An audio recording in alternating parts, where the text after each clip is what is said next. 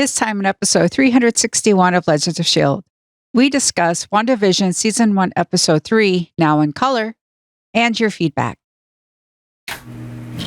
I'm Josh Liston from On the Bubble podcast, an oral history of television fandom, part of the Gonna Geek network, just like the show you're checking out now. Shows on the network are individually owned, and opinions expressed may not reflect others. Find other awesome geeky shows at GonnaGeekNetwork.com. You have been granted clearance by Director Alfonso Mack Mackenzie. Stand by for a S.H.I.E.L.D. debriefing.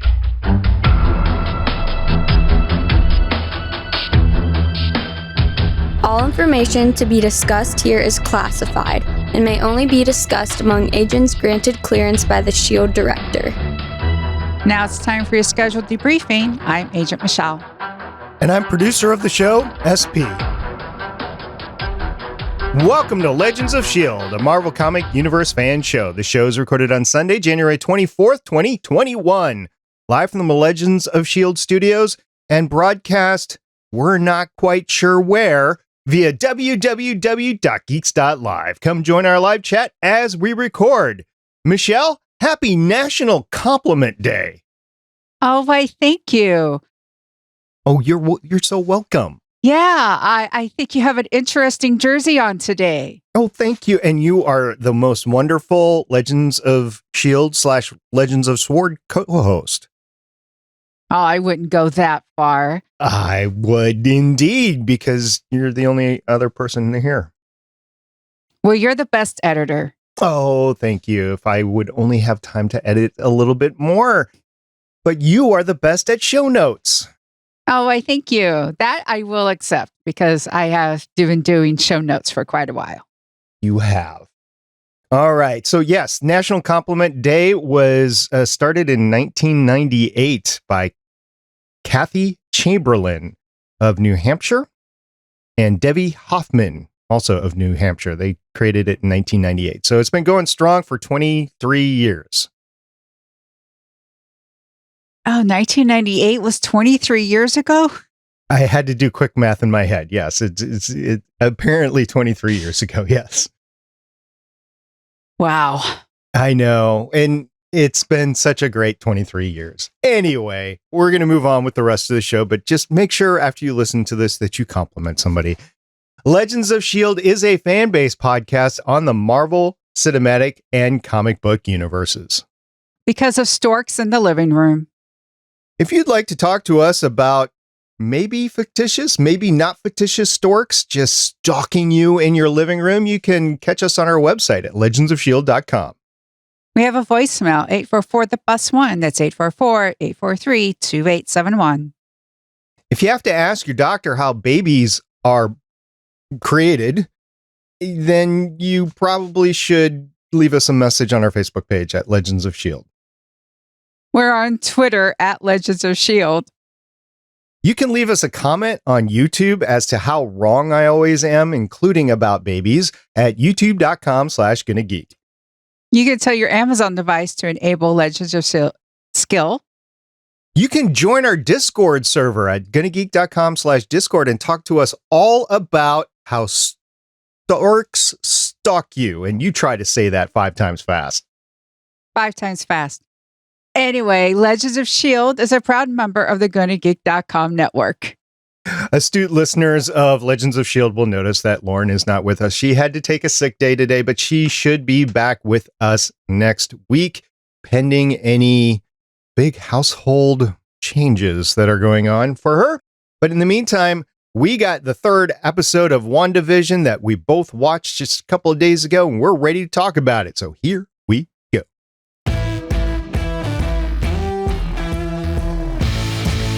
Wandavision Season 1, Episode 3, also titled Episode 3, was published on Disney Plus, streamed to Disney Plus on January 22nd, Friday, 2021.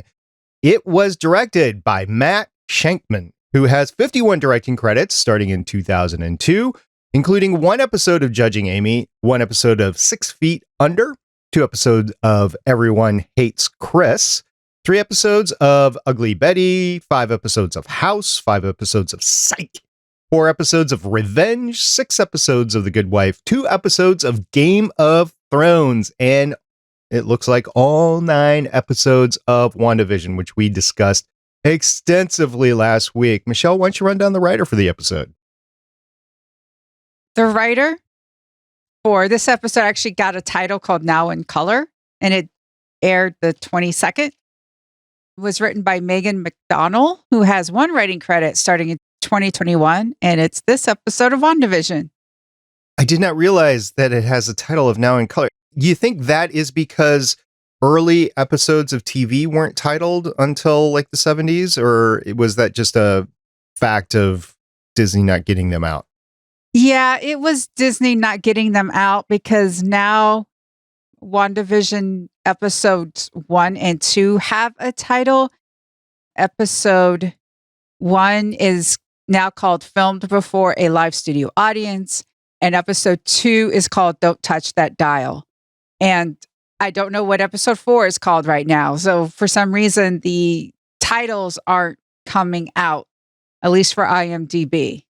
They could be spoilerish. I mean, the ones that you just mentioned kind of already are a little spoilerish, but Disney has really, and Marvel has really spoiled a lot of this series after watching 3 episodes. Now, maybe it was just the first 3 episodes, but there's a lot in there that we were already spoiled on, including some casting information about Monica.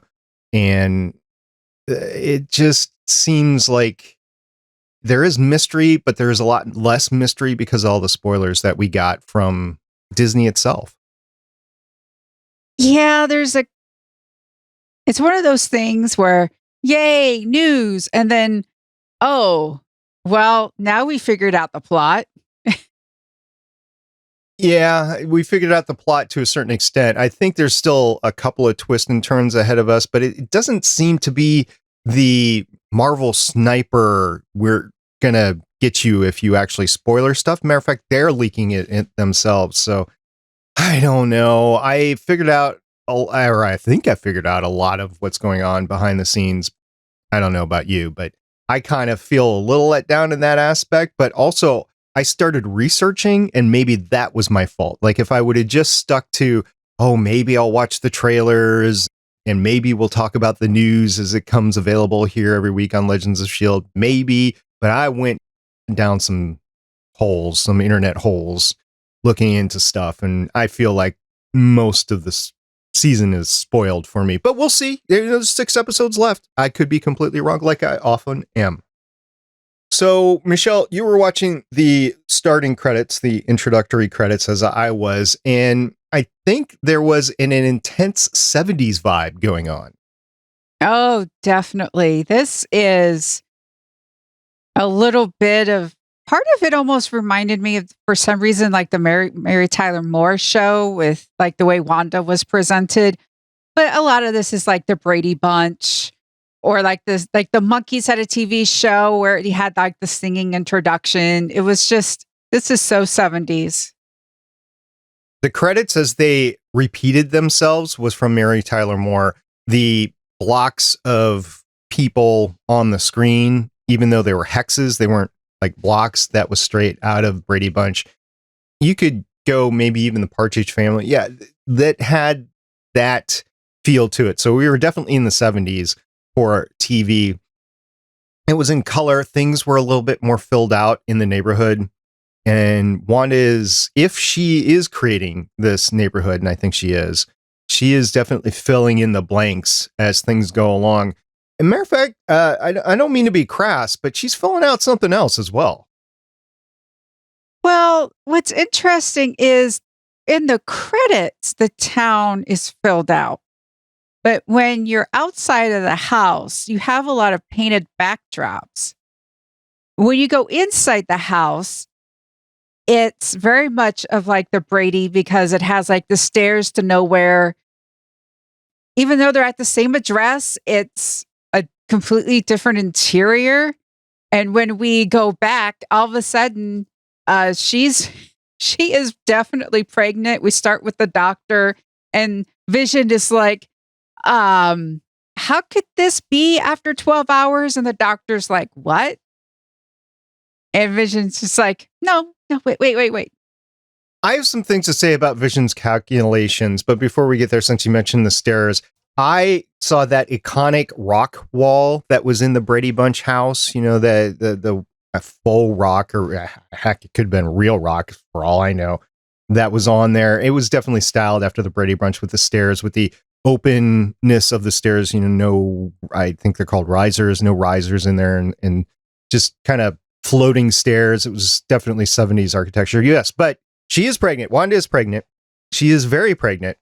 And I have a little things to say about Vision's calculations, because if she has been pregnant for 12 hours and the doctor has said that she is 4 months along, I believe that's what Dr. Nielsen said, 4 months along, then I don't think that her giving birth 3 days later on a Friday is going to work. I think Vision was really off, and he should have been a lot better, because 12 hours for the first 4 months, 12 hours for the next 4 months. So that's like a day plus, a little extra for the 9th month, if it's full term. That's what it should have been. I don't know. That's bugging me. Why was Vision so far off? Because Vision is suspecting something. There is that moment where they're on the couch and they're talking about the pregnancy, and Vision starts to go, I think something could be going on. How is this going on? What's happening? And then there's this blip, and Vision repeats himself with absolutely no care in the world. Of course, this pregnancy is natural. Of course, we're going to be parents. Maybe we'll name it Billy, and she wants it Tommy. Again, we have a blip, and she's sort of like rewinding things and making Vision say what she wants him to say. When Vision goes outside and his neighbor is literally cutting through, he's trimming his hedges, and he's literally cutting through the wall in between the 2 yards. It's a cement block wall, which again is pretty 70s if you ask me. And he's trying to cut through it with a hedge trimmer, which that's not going to do it. But this is all made up world, so we'll just go with it that they were just making do with the tools that they had on hand. I don't know why he's trying to cut through. Is he trying to get through to create an avenue of attack to Wanda, because they're all scared of Wanda here, because none of them can escape? Even Dr. Nielsen says it. This is a town where it's just difficult to escape from. These people seem to be like they want to escape. I think it's one of those subconscious things. I want to leave here so bad, and it's just coming through like cutting the wall. I wish I could cut the wall out of and get out of here. I think it's one of those things absentmindedly, like, oh, I was supposed to be cutting the hedges and now I'm cutting the wall, and it makes me feel better. I can't do anything else but cut this wall. Now, it looks like the town that Wanda is created here, it kind of looks like when Monica is expelled. It looks like it's a real town that Wanda has taken over. If Wanda is creating this sphere, or if it was created for her or whatever, I think the people that were there are now controlled by either her or whoever created it, or both.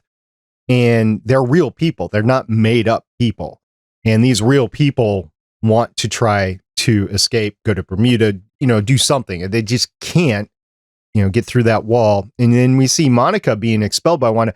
This is all really eerie. The interactions that Vision has with Agnes outside by the wall, the interaction that Wanda has with Gabriel, it's just really eerie, and it really makes you question on who the villain is here. Wanda could be considered the villain, or Wanda could just be trying to make do with the situation. I mean, there's all sorts of theories out there. One of the theories that I'm kind of liking is the fact that because of the beekeepers and the hex, that AIM, we talked about that last time, that AIM is actually the scientific arm of Hydra. Now, in the comics, AIM has teetered on being good and bad. So you don't know if they're working for S.H.I.E.L.D. or if they're working for Hydra or what side that they're really on. But that AIM could have created this environment. We talked about the Devil of Marvel last time around as well. And Agatha Harkness could be in there as well. So you just don't really know what is good and what is bad at the moment. But you know that Wanda is correcting stuff. Like the time stuff. She's correcting the time stuff. So she wants to stay within here. And one of the theories is that AIM is picking up on Strucker's plan for Wanda basically to make more mutants. And that's why they wanted the twins. They wanted to start on this. Let's make more mutants, or let's make more powered individuals. And Wanda is the way to do that. It's all dark to me. See, I think because when Geraldine gets pushed out, like she falls to the ground and she is expelled. Whatever started Wanda along the path, Wanda has taken over. And I almost really think S.W.O.R.D. is there to contain the situation and get Wanda from changing the universe. I really think this really has a lot of the House of M. We get Tommy and Billy. Tommy and Billy are the kids from House of M.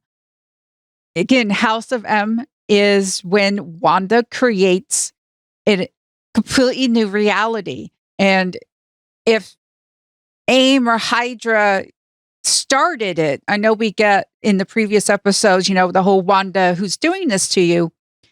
Even if somebody started it, Wanda has taken complete control over and likes it. She doesn't want to be reminded of anything bad.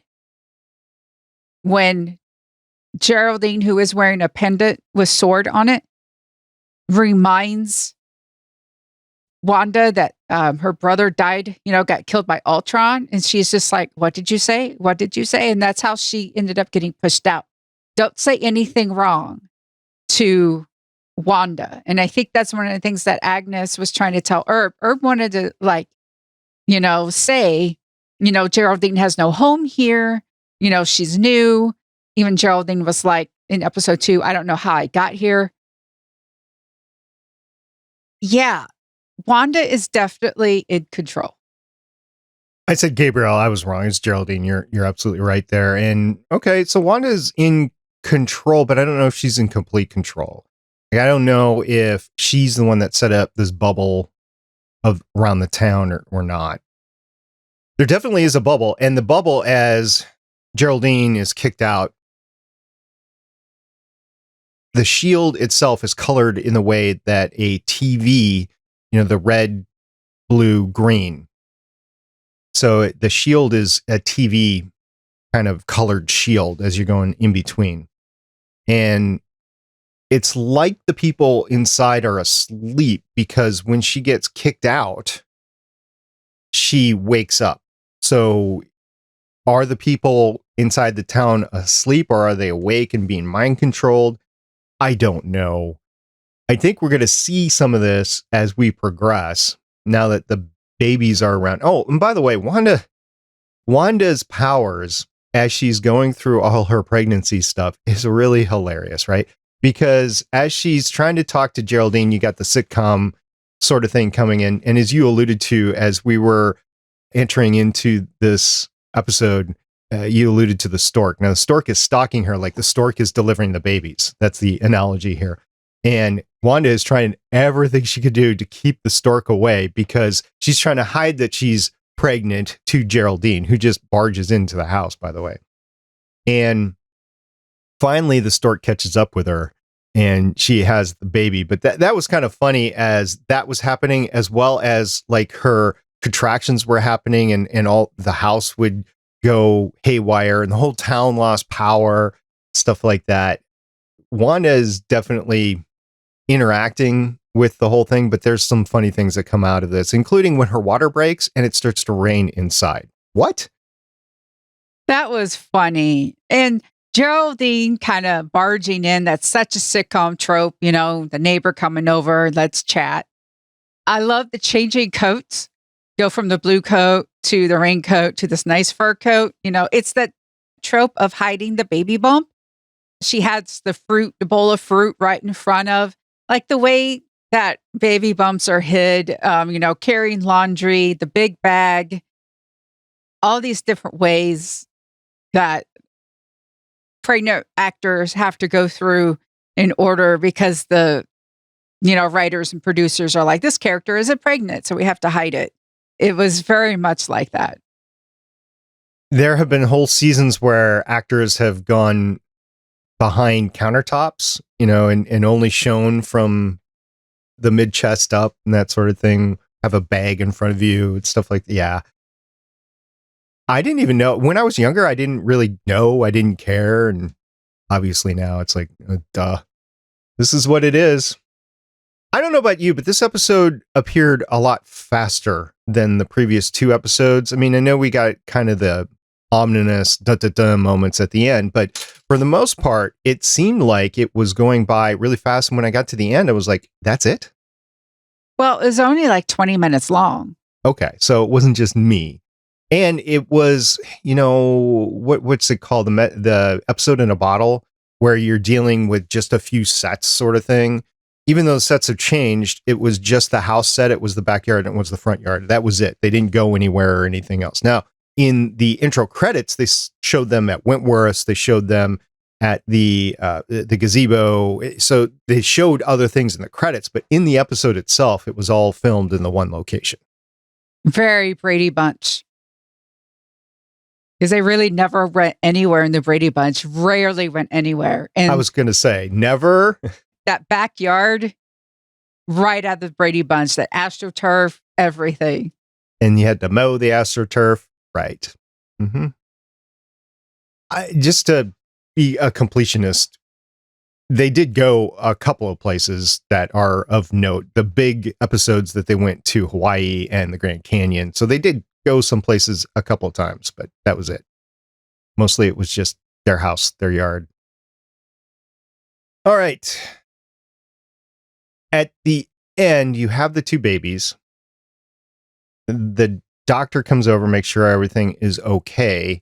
I'm wondering how fast you think these babies are going to grow. Do you think it's going to be accelerated growth, or do you think we're going to get babies for another episode? I hope we get the soap opera trope of babies, then toddlers, and then teenagers. I watched soap operas when I was younger because my mom watched them, so got exposed. One of my favorites is Days of Our Lives. Marlena got married to, I don't know, Roman or John, one of the 55 times she got married. And they had kids, and they were little kids. They went on their honeymoon. They came back, and the kids are teenagers. It's one of my favorite age ups ever. It is such a huge trope to have kids just all of a sudden just age up. I love it. Another thing that we got to talk about from this episode is the commercial, because these commercials have been all focused on Marvel related stuff. And normally there's something that big that's happened with Wanda's life. And they've been with Stark so far. They've been with Hydra so far. This particular commercial was kind of a take on the Calgon Take Me Away moment, but it was Hydra soak. And I paused the episode and I went back frame by frame just to make sure that I saw the box. And yes, there were Hydra squids on the box, and was like 1.45 ounces of Hydra soak. And I don't know if that's what Calgon was or whatever, but it clearly shows this woman in the tub trying to get away from it all. The other thing that has struck me as similar from all this is all of these commercials have to do with time. You're talking about the toaster making toast, and that takes time to make toast. And you had that kind of awkward silence at the end. And the moniker was like, don't worry about the past. The future is what's going on. The watch, the Strucker watch was in there. And with this, obviously, let's take myself away from time and get into the tub. So it all seems to have a time component. It all seems to have like a Hydra or a Strucker component to it so far, and it all seems to have a importance to Wanda connection. So I think so far they've been really coolly done, well done in terms of writing, symbolism, and everything else. But what did you take from the commercial this time? The commercial literally is escape to a world all your own where your problems float away. When you want to get away, but you don't want to go anywhere. Hydra soak, find the goddess within. Find the goddess, a Hydra goddess. I wonder what that means. Exactly. As I said before, I think we're getting a lot of spoilers that are coming in from Disney itself, but we'll contemplate on that for now. When Geraldine gets thrown out, so Monica in the comics has superpowers. Captain Photon, I believe, is one of her superhero monikers that she goes by. And I'm wondering if causing her to be ejected from this, going through that shield, because she's glowing when she comes out. I wonder if that is the impetus to give her some superpowers, or maybe she already has them, or maybe that has yet to happen. But I'm kind of waiting for a moment where she gets supercharged. Same. Okay. Anything else that you noted about the episode that you just have to talk about? Oh, I have to talk about the monkeys and the Brady Bunch. Here's the thing about what got me at the end is the song Daydream Believer by the Monkees. Now, there are many different songs about dreaming and being locked in a dream and like wanting the dream. Like you got Dreamweaver and all this type of stuff. And what's interesting about having the Monkees do the song is the Monkees are a made for TV band. They were made for a TV show called The Monkees. And the Monkees did release like an album. Marcia, who's the oldest daughter of the Brady Bunch, had a crush on Davy Jones, the lead singer of the Monkees. Davy Jones made an appearance on the Brady Bunch as himself. Now, I talked about this with my mom because my mom actually remembers the Monkees and Monkees being on TV. She did watch the show. You have to remember back then there were 3 channels. There wasn't a lot on. She didn't have like 500 things to choose from. And what's interesting is that when they were out, when the Monkees came out, everyone was convinced that they were fake, that they were not doing their own singing, and that it had to be something else, that they were just pretty boys and all this sort of thing. It wasn't cool to be into the Monkees for, around, her age and all her friends and stuff. It was the Beatles, the Rolling Stones, and the Beach Boys. You were basically lame if you liked the Monkees during that time. So this is really giving me more evidence that this is a Wanda constructed world, because you have this very fake house, because again, the stairs went to nowhere. That is true for the set. Those stairs went to nowhere.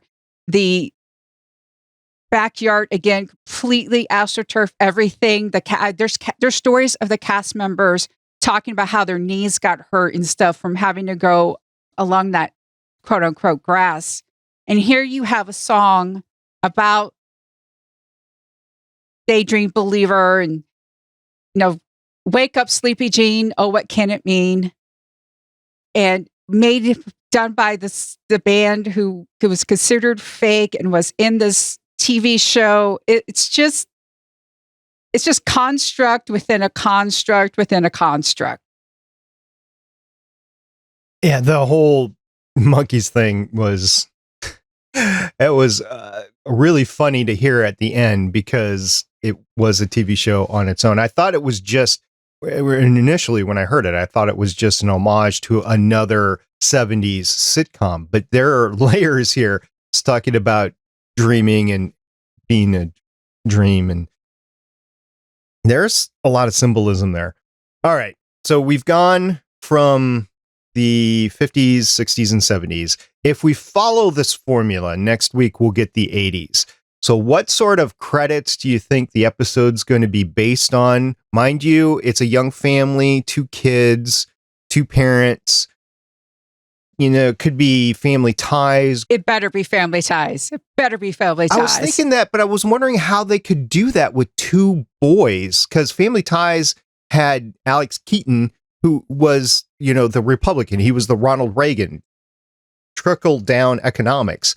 That was a singular character. I mean, the whole show was supposed to be about the mom. So I guess, you know, Wanda, that would be a good thing. But Michael J. Fox took that over. But that's what I was thinking. How could you do Family Ties with this 4 people? It's inspired by the Brady Bunch was about a blended family with 6 kids. Okay. I think they could do it. I think it's not going to just be like Family Ties. There's going to be probably other things. I wonder if there's going to be I don't know, Cheers like bar or something. I was thinking Cheers, who's the boss is another one. Taxi was another one, but I just don't see Taxi being really into this. Was the original Full House an 80s show or was it a 90s show? That's considered more 90s. Okay. Let's see what else is in the 80s. Silver Spoons. That would be kind of hard to pull off. Different Strokes. Yeah, that whole family of shows, really, because it was Different Strokes and what's the Jeffersons part of that family of shows? Yeah, I think that's late 70s. Yeah, it's going to be interesting. Like, do they do 80s TV or do they borrow more from 80s, just general pop culture or like the movies? You know, there's a lot of stuff in the 80s they could draw upon and such. It's going to be interesting. Yeah. Facts of Life. That was another show I was trying to remember off the top of my head. Facts of Life. Yeah. So we'll see what happens in terms of the intro, the outro, and then what they do inside the show if they stick to the 80s, which I think they will. So you mentioned your mom a second ago, and she has been continuing to watch this. What was her take of the episodes? Oh, she is intrigued by it. It's one of the things that got us talking about the monkeys again. Because I went and I just wanted to verify a couple of things and it rolled into this whole conversation. She is on the board of like me that Wanda is in control of things. No matter how it started, at this moment, Wanda's in control. But she likes the show. I've been enjoying it so far. It was a little too short. If they had to string 2 episodes together, I would have liked this episode and another one just because it was so short. Last week's was, you take the 2 together and it was more than an hour. So it would have been nice. No, it was like 45 minutes. So it's a half an hour sitcom show. Okay.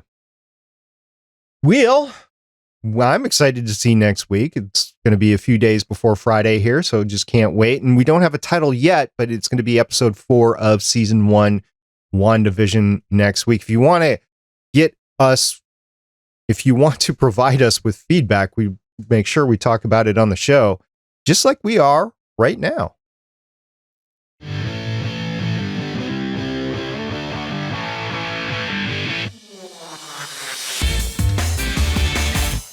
We have a great audience.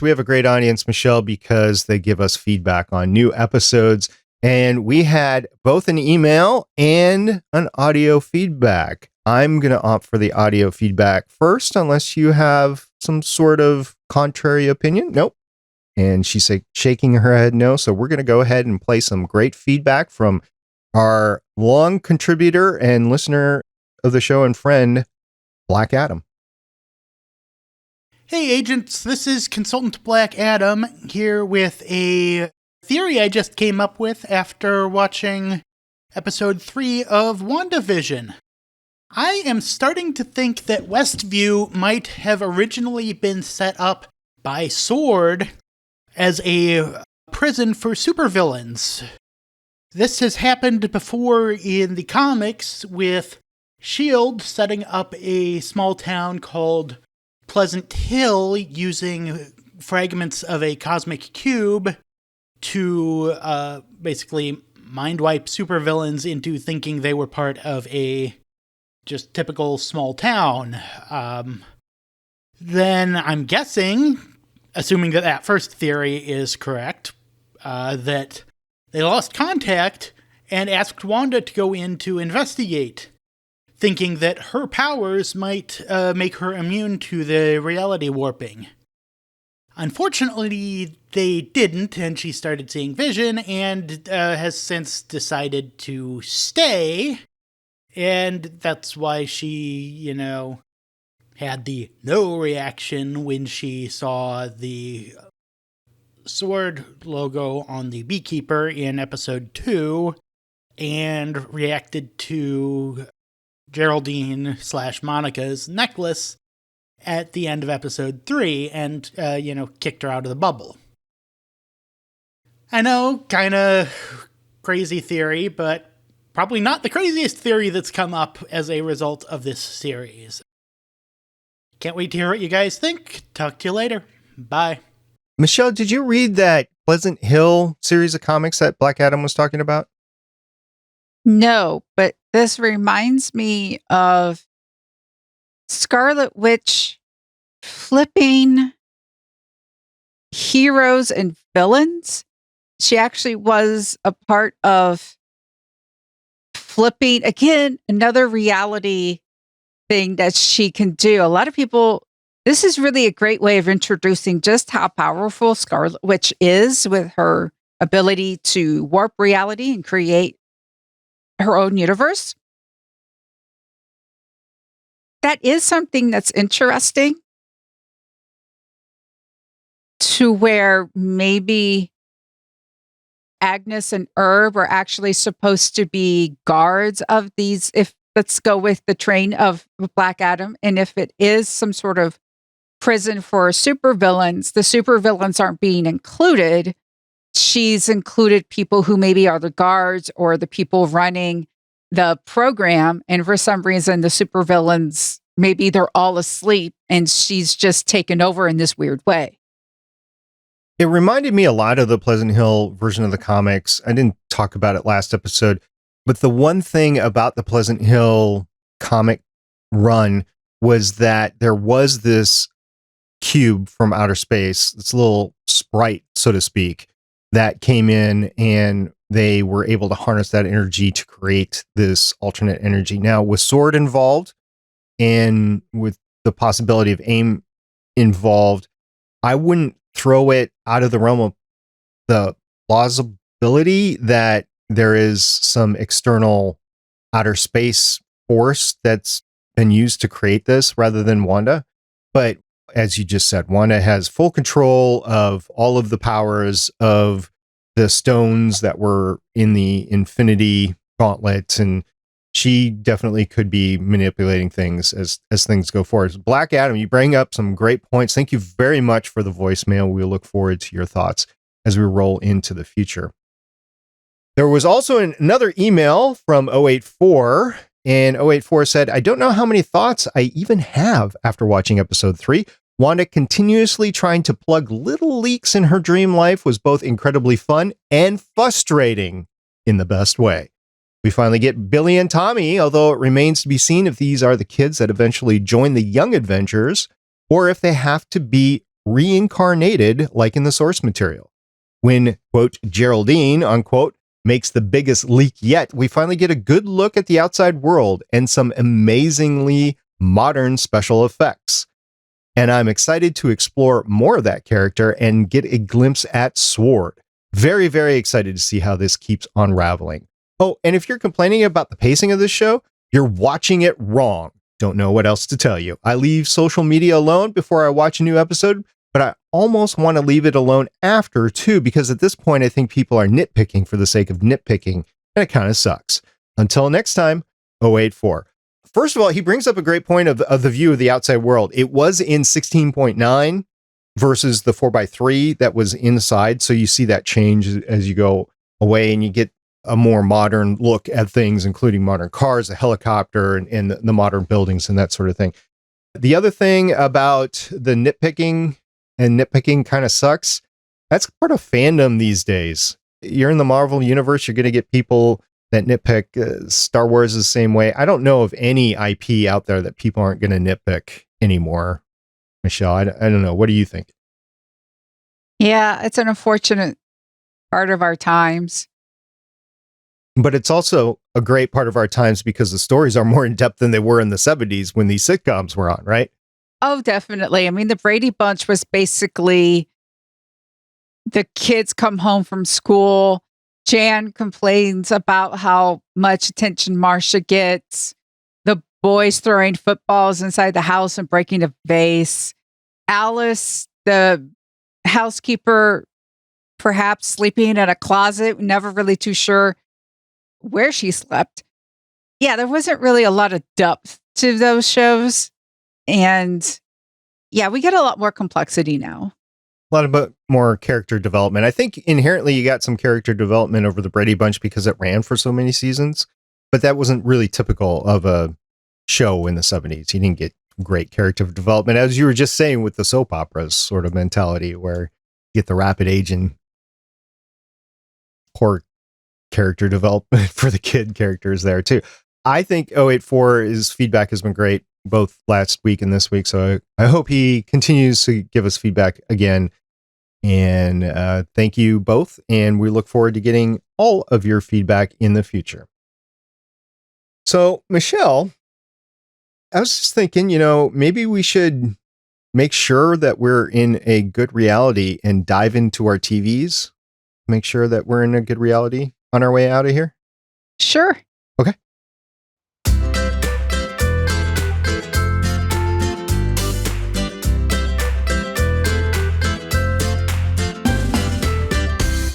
We have a comment in our live chat. It was the Avengers Standoff event, the Agents of S.H.I.E.L.D. comic that tied into it. That was that Pleasant Hill event. And I did read it, and it is in my comics in the basement, but I haven't opened it in quite some time. But thank you, everybody, for joining us tonight. We really appreciate it. And we look forward to getting your feedback as we roll into next week. Yeah, thank you to everyone who listens and interacts with us on Twitter and the Discord. The Discord has been really interesting. I would like to thank everyone in the Discord for honoring the spoilers and following our rules about doing the spoiler tags during the week in between shows. So we have a really good community. And if you do want to join and are worried about spoilers, don't be. We're doing really well in that regard. Yep, using the spoiler tags, the 2 pipes followed by whatever you're talking about, and then 2 pipes afterwards. That will black it out for anybody that doesn't want to see spoilers. So thank you very much for doing that. We will go through spoilers for the first week to make sure everybody has a chance to catch up, and then it's fair game. So right now, episodes 1 and 2 are fair game, but episode 3, as we're recording this anyway, is still spoiler. And hopefully we'll have Lauren back next week. Until next time, I'm producer of the show, SP. And I'm Agent Michelle. Bye. See everybody next time. Bye. Thank you for listening. If you want to leave us feedback, go to gonnageek.com and you will find all our contact information and other shows. You can also visit legendsofshield.com where you'll find our complete archive of podcasts. The music heard on this podcast is by Kevin MacLeod, found at incompetech.com, and also artists on pond5.com and audiojungle.net. The opinions heard on this podcast are those of the individual hosts and do not represent Stargate Pioneer Productions, Legends of S.H.I.E.L.D., or Gonna Geek. Agents of S.H.I.E.L.D. is the property of the Disney Corporation, Marvel Studios, and ABC. No infringement is intended.